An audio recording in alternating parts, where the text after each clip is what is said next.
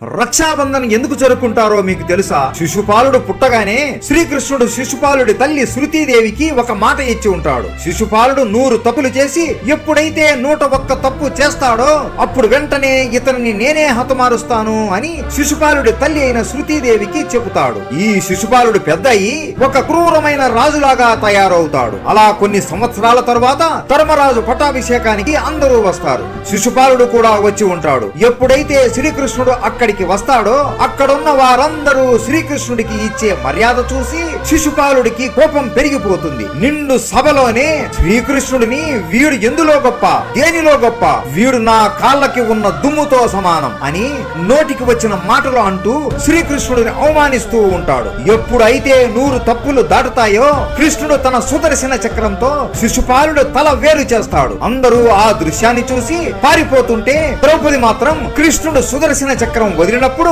ఆయన వేలికి ఆయన గాయం చూస్తుంది. ఆ గాయం చూసి పరిగెత్తుకుంటూ వెళ్లి ఆమె చీరను చింపి కృష్ణుడు వేలికి కడుతుంది. కృష్ణుడు ఎంతో సంతోషిస్తాడు. చెల్లి ద్రౌపది, అందరూ నా కోపాన్ని చూస్తుంటే నువ్వు మాత్రం నా గాయాన్ని మాత్రమే చూశావు. ఇది కదా నిజమైన ప్రేమ అంటే. నువ్వు నాకు కట్టింది కేవలం ఒక చీరగుడ్డ కాదు, ఇది ఒక రక్షణ బంధం. నీకు నీ జీవితంలో ఏ సమస్య వచ్చినా ఒక్కసారి నా పేరు తలుచుకో, నేను ఎక్కడున్నా ఏం చేస్తున్నా అన్ని ఆపేసి వచ్చి నిన్ను ఆదుకుంటాను చెల్లి అని మాట ఇస్తాడు. ఆ తరువాత నిండు సభలో ద్రౌపది వస్త్రాభరణ చేస్తున్నప్పుడు ఆమెకి ఎవరి సహాయం చేయలేదు. తన భర్తలైన పాండవులు కూడా ఏమీ చేయలేక చూస్తూ ఉండిపోతారు. అప్పుడు ద్రౌపది కృష్ణ కృష్ణ అని ప్రార్థించడంతో కృష్ణుడు వేలికి ద్రౌపది కట్టిన ఆ గుడ్డ అక్కడ తీస్తుంటే ఇక్కడ ద్రౌపదికి చీరలాగా వచ్చి ఆమెను చుట్టుకొని కాపాడుతుంది. ఆ తరువాత కృష్ణుడు ఇంటికి వచ్చాక ద్రౌపది మళ్ళీ కృష్ణుడి వేలికి గుడ్డ కడుతుంది. కృష్ణుడు సంతోషించి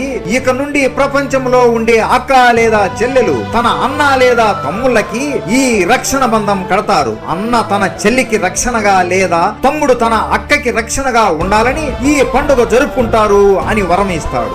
ఇది రక్షాబంధన్ వెనుక ఉన్న కథ. ఈ కథ గురించి పెద్ద వీడియో చేశాం. ఆ వీడియో చాలా బాగుంటుంది. మిస్ అవ్వకుండా మన తెలుగు హిస్టరీ టేల్స్ ఛానల్లో ఉంది. దయచేసి చూసి మమ్మల్ని సపోర్ట్ చేయండి. అందరూ చెప్పండి జై శ్రీకృష్ణ.